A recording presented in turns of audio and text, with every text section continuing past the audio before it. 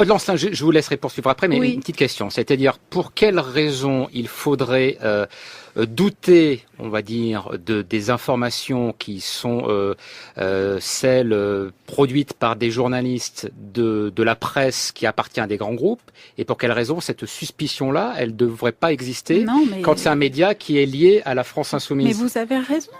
Cette suspicion, si vous voulez, elle doit peser sur tout le monde. D'accord. Mais absolument. Enfin, évidemment, il faudra être très vigilant, comme pour les autres, sur l'indépendance véritable de ce média. Mais je tiens quand même à vous rappeler qu'on est un petit peu en train. Bon, Brice Couturier citait l'exemple de l'Humanité.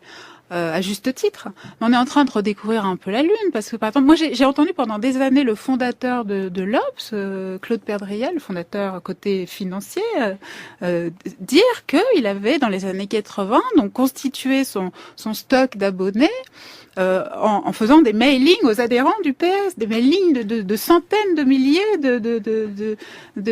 aux abonnés, en allant directement piocher dans le stock des adhérents du PS. Voilà.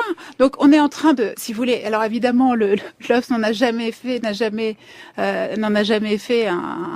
une légion d'honneur évidemment, et tout ça est un peu resté non dit, mais enfin tout le monde le sait en même temps que c'était cette sociologie-là qui correspondait à ce journal. Par ailleurs, pour ce qui est de mener des combats culturels, il faut savoir que à la France insoumise, il y a quand même des gens qui regardent aussi les exemples étrangers. Bon, il y a un exemple extrêmement intéressant quand même, c'est celui de l'Espagne, bien sûr, de ce qui s'est passé autour des indignés et de la Puerta del Sol. Parce que là-bas, il y a quelqu'un, Pablo Iglesias, qui a vraiment pensé cette affaire de conquête médiatique.